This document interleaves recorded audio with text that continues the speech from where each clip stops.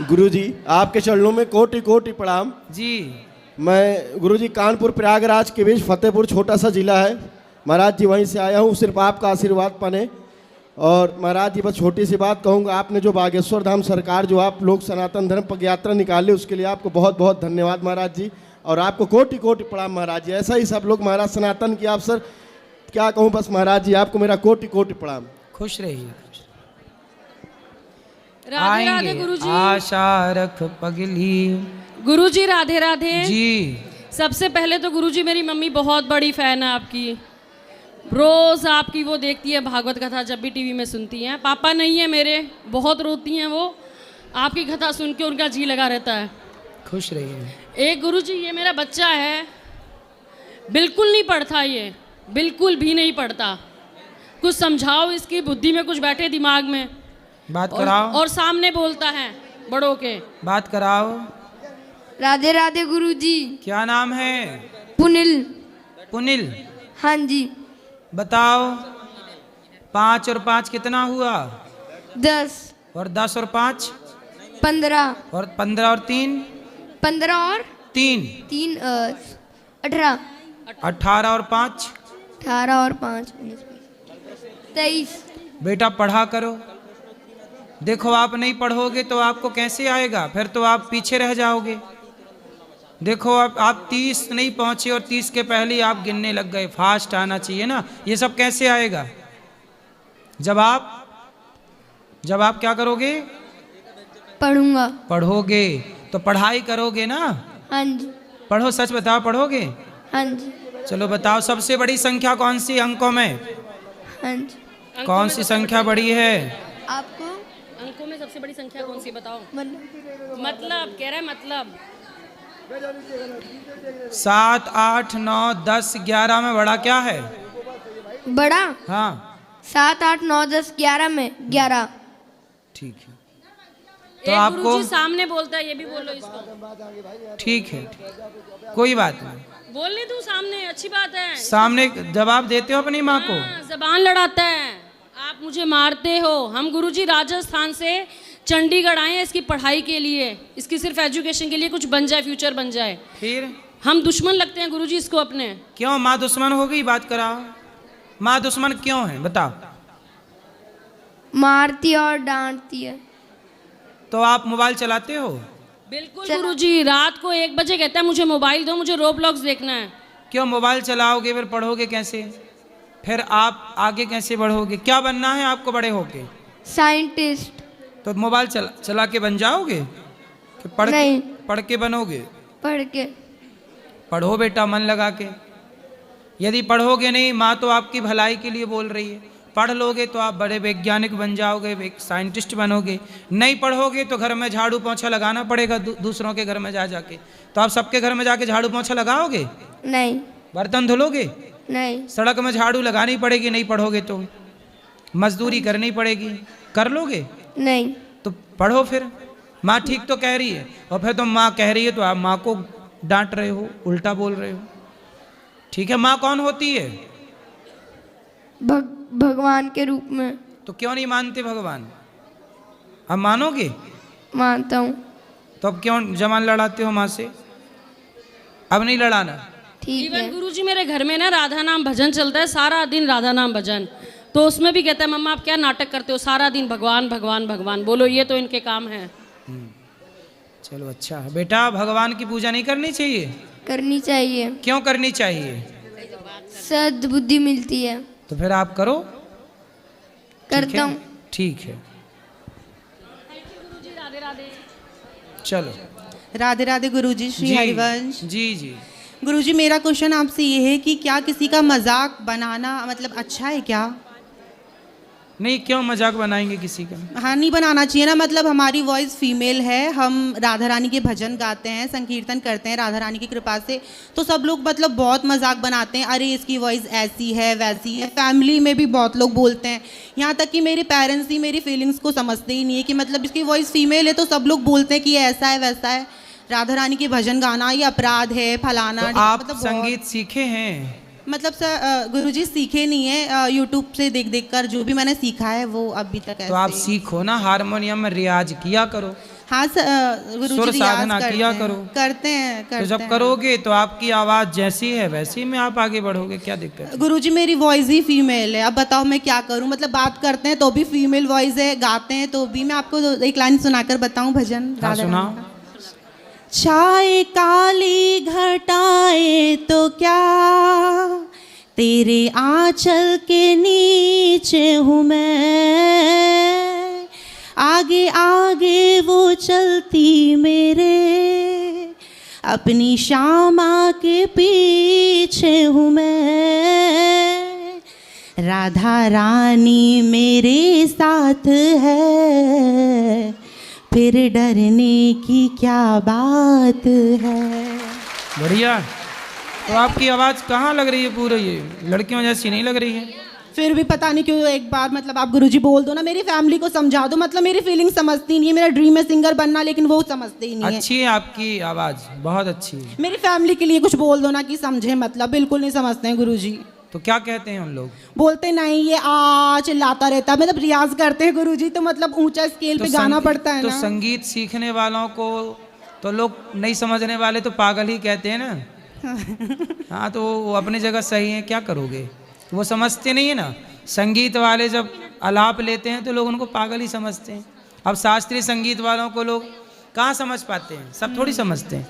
खग जाने खग की भाषा। ठीक है चलो गुरुजी, राधे राधे।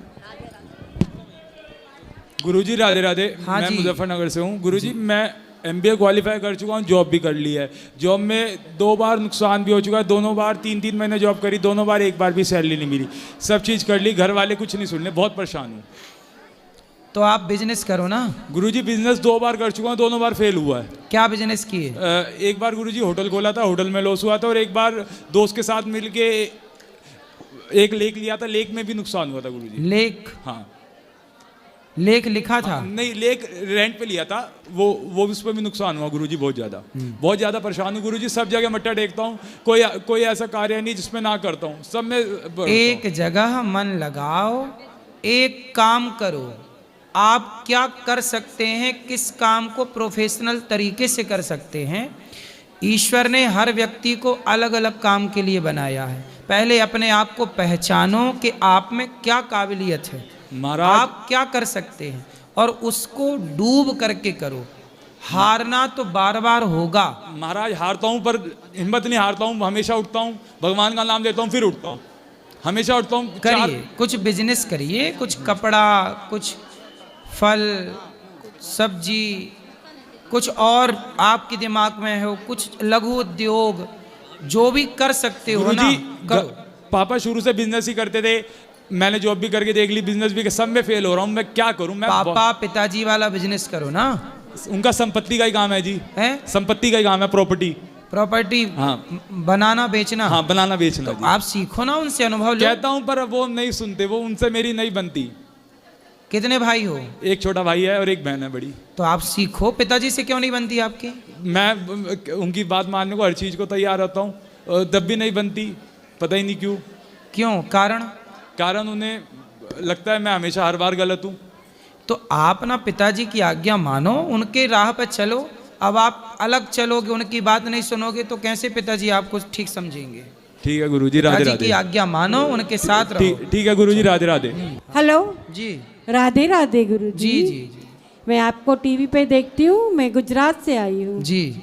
बस आपका दर्शन हो गया, बहुत खुशी हो गई। खुश रहिए। राधे राधे गुरुजी। जी। आपके दर्शन हम करते हैं रोज टीवी पे, आज वापस दर्शन करना है। माताओं के दर्शन करके प्रसाद पाइए सब लोग। राधे राधे गुरुजी। बेटा यहाँ ले आना माइक, अब आगे। हाँ, उनके बाद आगे ले आना, वो भैया को ले। जी। राधे राधे गुरुजी। हाँ जी। गुरुजी, नवधा भक्ति किसे कहते हैं? 9 प्रकार की भक्ति होती है। श्रवणम, कीर्तनम, स्मरणम, पाद सेवनम, अर्चनम, वंदनम, दास्यम, सख्य, आत्मनिवेदनम। ये 9 तरह की भक्ति होती है। और बीज मंत्र किसे कहते हैं गुरुजी? बीज मंत्र कब ले सकते हैं? गुरु मंत्र जो गुरुजी देते हैं वो बीज मंत्र ही होता है। उसी को बीज मंत्र कहते हैं। जी। ठीक है, राधे राधे गुरुजी। खुश रहिए। आप सब बैठ जाओ। ये हाँ नहीं, ये खड़े हो रहे हैं, ये टो पगड़ी वाले। जी। आपके चरणों में कोटि कोटि प्रणाम जी गुरुदेव। जी जी। मैं पुनः एक बार आपके मंच पे आया हूँ अपनी बात रखने, और सर्वप्रथम मैंने जब बात रखी थी गुरुदेव तो आपका आभार व्यक्त करता हूँ। मेरी बात आपने भारत में मंचों तक पहुँचाई थी। और दूसरी, श्री कृष्ण धीरेन्द्र शास्त्री जी के साथ में हम लोग, आप लोग निरंतर लगे हुए हैं, उसमें आपका इतना बड़ा योगदान महाराज जी, बहुत बहुत इसके लिए धन्यवाद है आपको। हम सभी लोगों ने तकरीबन 2.5-3-4 लाख लोगों ने यात्रा में भोजन किया। आपकी कृपा से गुरुदेव गौरी गोपाल आश्रम ने बहुत सहयोग किया। हिंदू राष्ट्र एकता पद यात्रा में धन्यवाद है गुरुदेव। हिंदू राष्ट्र निर्माण कार्य पैदल यात्रा संपूर्ण भारत में मैं कर रहा हूँ इस समय। गुरुदेव आपके सामने सवाल रखना चाहता हूँ, हम जैसे युवा जो भारत में यात्राएं कर रहे हैं उनको इतना हिंदुओं द्वारा त्राही क्यों दी जाती है? हर कोई हमारे लिए ज़्यादा मजाक बनाता है कि ये फालतू घूम रहे हैं, इन पर कोई काम धंधा नहीं। कौन कहता है गुरुदेव हमारे यहाँ काम धंधा नहीं है? हम 5 भाई हैं, मेरे पास भी काम धंधा है। मेरे पिताजी गवर्नमेंट सर्वेंट हैं, पिताजी भी माताजी भी सब मेरे कार्य से प्रसन्न हैं। मैं राष्ट्रीय कार्य कर रहा हूँ अपने देश के लिए। कुछ उन हिंदुओं के लिए गुरुदेव आपके मुख से कुछ सुनना चाहता हूँ, थोड़ा आप भी बोलें तो बदलाव आए लोगों में। सही है जी। ऐसा है ना, कुछ लोग देखो साथ में चलना नहीं चाहते, बल्कि चलने वालों का मनोबल तोड़ना चाहते हैं जी। इसलिए आप उनको जो बोल रहे हैं बोलने दीजिए, अपने काम को करते हुए साथ सबका देना चाहिए। सनातन के लिए कोई भी कार्य करे, हमें सबका साथ और सभी सनातनियों को मिलजुल के रहना चाहिए।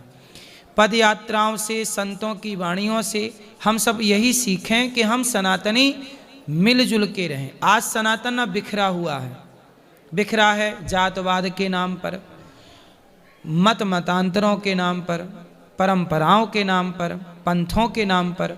ये सारा बिखराव ना हम सब हिंदुओं का, सनातनियों का नुकसान होगा इससे। देखो हम इतने लोग यहाँ पे हैं, यदि हम सब संगठित रहेंगे तो हम किसी को भी खदेड़ सकते हैं, और यदि हम बिखर के भाग गए तो हमें कोई भी खदेड़ सकता है। इसलिए यदि आप किसी को खदेड़ना चाहते हैं तो सनातनियों को संगठित होकर एकजुट होकर आगे बढ़ना है। और ये एकजुटता के लिए ही सनातन की ये पद यात्रा थी। और हम सबको सनातनियों को, आपके मोहल्ले में जितने सनातनी हैं आपको संगठित रहना चाहिए। गांव में जितने सनातनी हैं आपको गांव के लोग संगठित हो जाएं, सोसाइटी के लोग संगठित हो जाएं, शहर के लोग संगठित हो जाएं, तो कोई आपका कुछ नहीं बिगाड़ सकता। और यदि आप बिखरे रहेंगे तो कोई भी आपको मार के चला जाएगा, कोई भी आपकी बहन बेटी का बलात्कार करके चला जाएगा, आप कुछ ना कर पाओगे। संगठित होते तो कश्मीर से सनातनी हिंदू खदेड़े ना जाते, संगठित नहीं थे इसलिए खदेड़े गए ना वहां से। जब इतिहास में घटना घट चुकी है तो उसे दोहराना क्यों है? इसलिए तो संगठित रहिए कि कल को दोबारा कश्मीर जैसी स्थिति आपके गली में, आपके मोहल्ले में ना बन पाए। इसलिए तो ये हम संतों की, सनातनियों की बातें हैं मंचों में जा के कि बेटा संगठित रहो।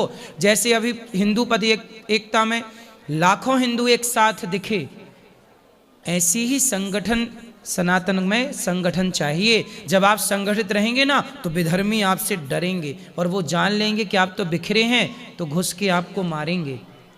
इसलिए जैसे मुसलमान संगठित हैं, एक मुसलमान को आप कुछ कह दीजिए, 50 मुसलमान 5 मिनट के अंदर इकट्ठे हो जाते हैं। आपको एक को कोई कुछ कह दे तो दूसरा भाग जाता है। ऐसे डर वाला सनातनी नहीं चाहिए। निडर सनातनी, सनातनी के लिए जिए, सनातनी के लिए मरे, ऐसा सनातनी चाहिए। धन्यवाद गुरुदेव। गुरुदेव मैं 4 जनवरी 2024 से संपूर्ण भारत पद यात्रा कर रहा हूँ। ग्वालियर मध्य प्रदेश से, अयोध्या जी से मैं उर्छा धाम, बागेश्वर धाम, चित्रकूट, खाटू श्याम, मथुरा, वृंदावन, हरिद्वार, ऋषिकेश होते हुए यात्राएं भी करिए, एकजुटता का संदेश भी दीजिए और पैसा भी कमाइए, काम भी करिए। मैं जानना चाहता हूं गुरुदेव जी, पिछली बार मैंने आपके यहाँ मंच पे आके वक्फ बोर्ड को हटाने के लिए बात रखी थी, मथुरा, वृंदावन, मथुरा में इस बार जानना चाहता हूं गुरुदेव जी, भगवान का मंदिर कब तक बन जाएगा? बनेगा। अब सनातन संगठित हुआ है ना, तो इस संगठित की आवाज़ दूर तक जाएगी और जल्दी से भगवान कृष्ण आएंगे। धन्यवाद गुरुदेव जी। पुनः आपके श्री चरणों में नमन गुरुदेव। गुरुदेव को चरणों में इस दासी का प्रणाम। जी गुरुदेव, मुझे ये पूछना है कि अपनी जो परंपरा है, मुझे पूरी रामानुजाचार्य से आप तक का पूरा डिटेल्स चाहिए था। ठीक है, वो हम दे देंगे। और गुरुजी हमारे यहाँ एक अभी यहाँ के ही संत गए थे, मलुक पीर जी के शिष्य बोल रहे थे, वो आपके लिए इतना अनुचित वर्ड बोल रहे थे, तो मुझे तकलीफ हुई। मैंने उनसे बोला तो क्या मुझे वैष्णव अपराध लगेगा? नहीं, जो निंदा करता है साधु कभी निंदा नहीं कर सकता। मैंने उनके लिए मतलब उनसे बुरा बोला तो क्या मुझे यदि साधु है तो वो कभी किसी की निंदा नहीं करेगा। निंदा कर रहा है तो वो साधु नहीं हो सकता, ये याद रखिएगा। साधु कभी निंदा नहीं करता किसी की।